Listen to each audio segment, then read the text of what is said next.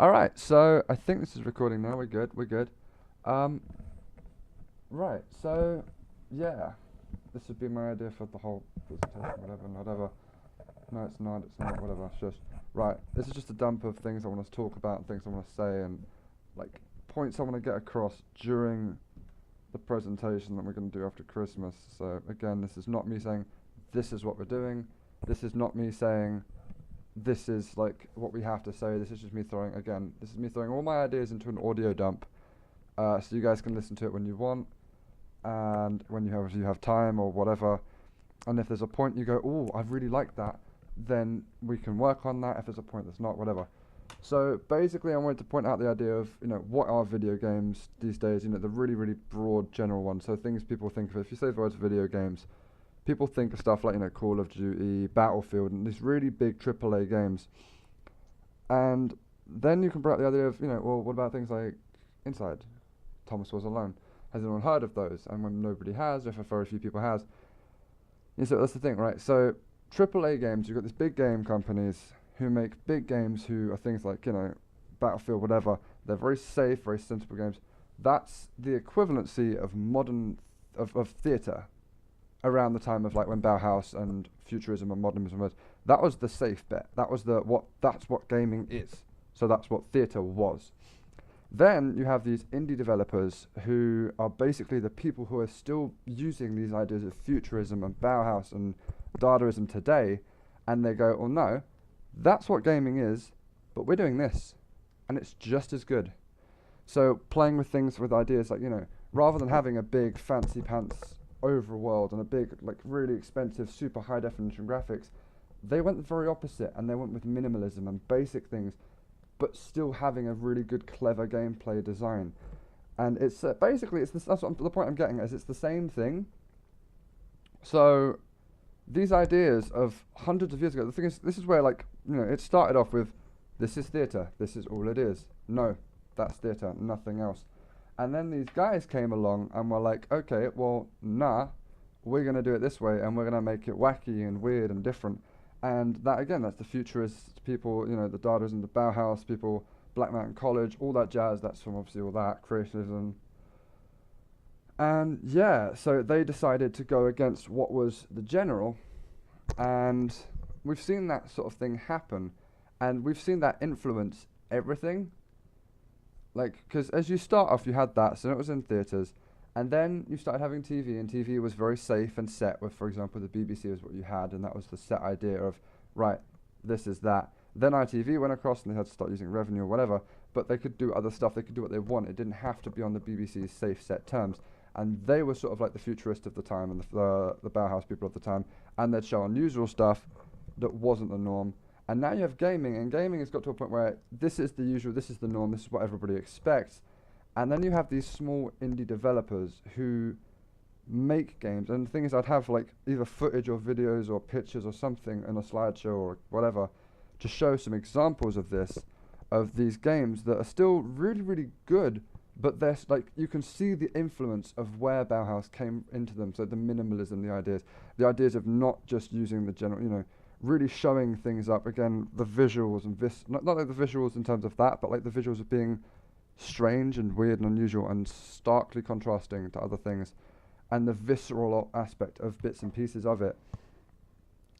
And just going on to talk about how, these people, even like 200 years later, or however long it's been, I don't know, it's like 100 years, I think it's 1890 something, 1880, whatever it was, 100 years later, these ideas are still influencing people today. I mentioned Thomas Was Alone, and it's literally a game where you play as a cube, and you run around and you jump over things and you find other cubes and there's story and dialogue, but it's known as a really, really good indie game. It's known as a very well designed and graphic and set up indie game.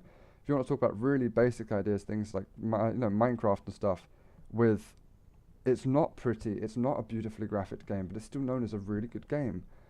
And it's the idea that you don't have to go with this whole general aspect of, oh, well, this is what gaming is, so make a game like that. And let's be fair, so you've got these indie developers who are not big teams, they're small teams of people, small groups of people going away, making something very different from the norm.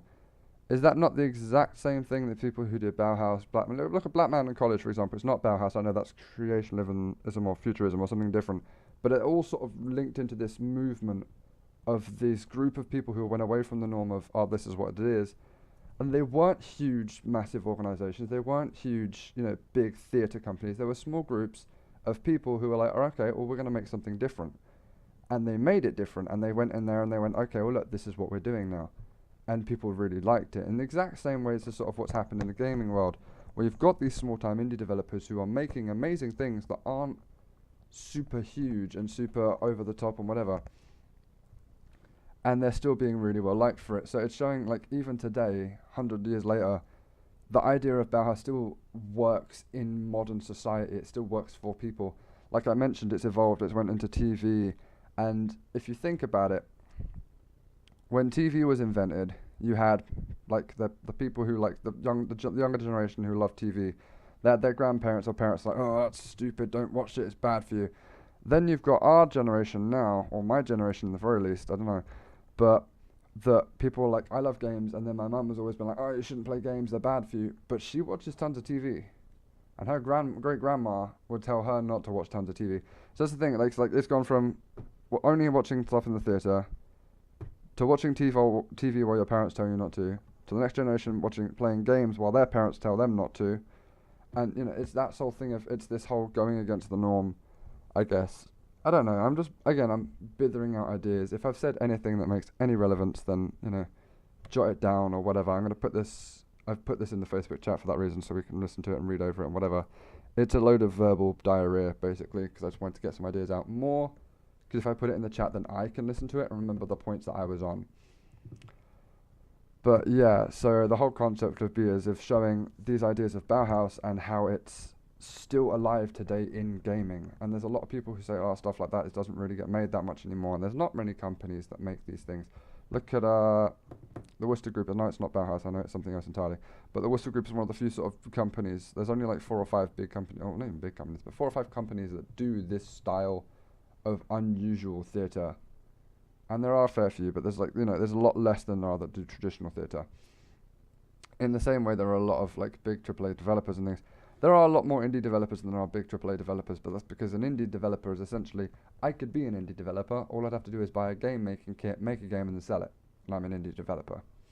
It's easier to come by, but it's still this idea of, even indie games to an extent come with this idea of, right, this is what it should be. And then there are people who go away from that. So again, like I said, with the ideas of minimalism and not showing tons and tons of stuff and not needing to look super amazing and not having to rely on visuals alone or story alone, or even down to the themes and the ideas they go behind. Like, so I mentioned again Limbo and Inside and things like that. This idea of a small child and he's running through a forest, and the visuals are very minimalistic in this game. But if you look it up, it's quite violent in an aspect, and it's not really, you don't really see like blood and guts and gore, but like you see this kid get like impaled on spikes or drowning or being decapitated or eaten by giant spiders and things, and it's quite like disturbing because of it's the whole concept of this is a child. It's one of those things that's not done in games. Even I remember there was a Call of Duty game, they showed a child, not even on screen, but like there's a child in the scene and then a massive explosion happens and like there's no violence, there's no gore, there's no nothing shown. It's literally just the camera flickers away rapidly.